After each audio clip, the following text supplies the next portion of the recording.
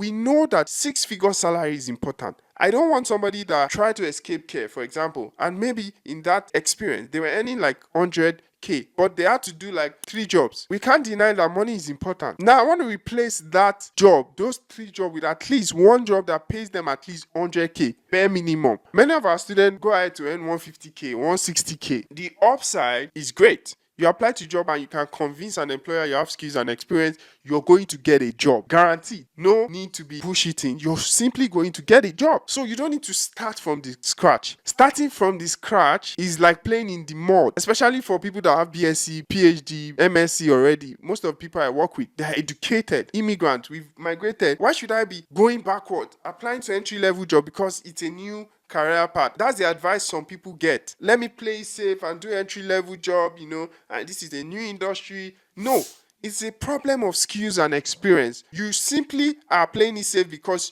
you're not yet confident in your skills and your experience. And the danger in that is you now start to fight with newbies, people that have not worked before. Competition is always high at the bottom. I say it again, competition is always high at the bottom. Like, that's where everybody is. All of us struggling, we will be there and be fighting from the scarce resources. Think about the elite. The elite play up. The top 1%, they fight themselves up. Not many people are there. So go for experience role. The danger in doing entry-level role as someone that has so many years experience working in different industry is that even if, assuming you get a job as an entry level, they now start paying 70K, you will now need to do shift more to complement to make 100K. You're escaping shift before, now you still have to do tech and shift. You're going to be struggling because every work that everybody don't like, they jump it to junior guys. So you will be doing more work anyway and still be doing the work you hate. So what's the point of your transition? And even when you get promotion, it's slow because now you're now trying to make your way up. So that's why focus on your skills and experience and get the opportunity that you deserve. No need to start from the scratch. You don't need to start from entry level. Say, I'm playing it safe. You don't have enough skills, that's why you're playing it safe. You need to avoid burnout and frustration. I say this because many people want to do the technical role. Cyber security, data analyst, same thing. Data analyst is not a tech role. It's a business enablement role. It's one subset of business analysis. You're trying to gather data, make meaning of the data to provide insight, valuable insight and information to the business. So it's a subset of business analysis. You focus on learning tools and all of that to be able to come up with that insight. By the way, right now, AI tools can do that, a lot of it. So until you elevate to get to data scientist, for example, data architect, that's where the money is really at. And if you're transition, you can't transition from data analyst like in the first few months. You can't just become a data scientist. You go from data analyst to senior data person and then data scientist and maybe data architect. Think about how long it takes you to do that.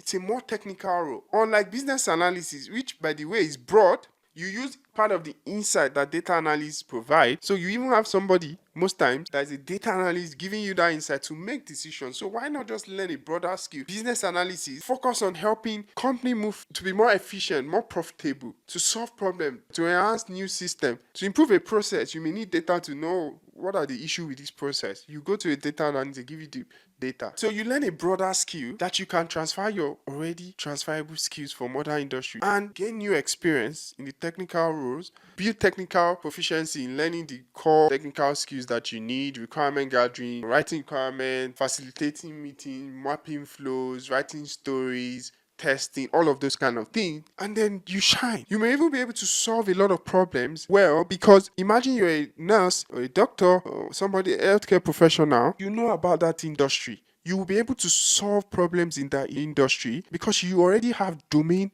experience. So you learn business analyst core skills and you improve your soft skills, and you will be the best person to solve problems there because you know how the system works. Same thing as an accountant. If you go to a bank or a financial institution, you know that domain well. So if you learn business analysis skills, soft skills, and you develop your soft skills, you can definitely add the most value in that industry. Does that make sense? By the way, if you've still not subscribed, please subscribe, share this video with somebody, and I really appreciate to make more videos like this. So avoid burnout. You have family, you have friends, you have work, everything. Where will you get 1 year to be learning data analysis to be really good, or cyber security? Learn skills that you can quickly transfer your skills from other domain and still maintain or make more money without burning out. Tech roles is about value add. It's not burning out, working with your hand, like really trading your time for money. It's not labor work. Most tech roles is about you get a piece of work to do, you deliver the value. You may spend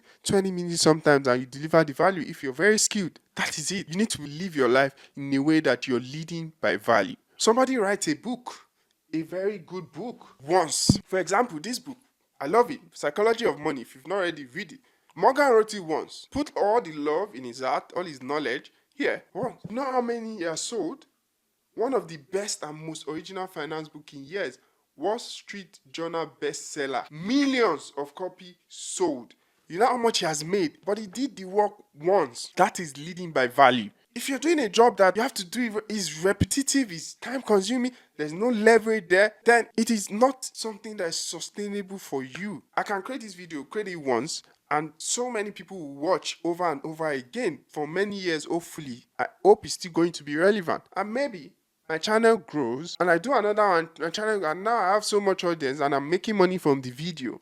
I can continue to make money. That's value. I can develop a software and it serves so many people. I make the software one and just maintaining it. That's value. But if you're going for shift, it's same per hour.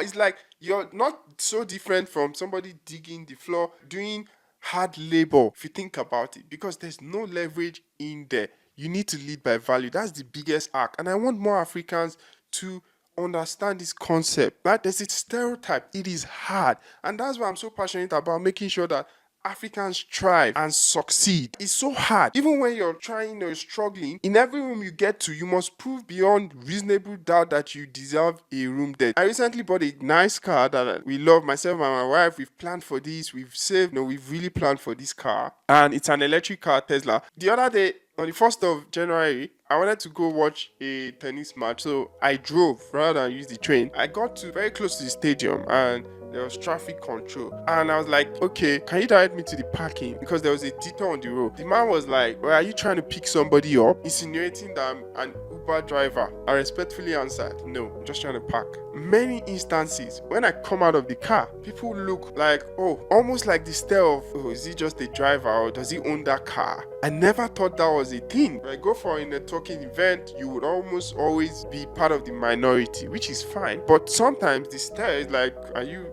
in the right room as a black person? Those are the things that are implicit. We have to fight for everything, which is sad, but we must continue to fight. And that my passion is to make sure that more Africans thrive and this becomes normal.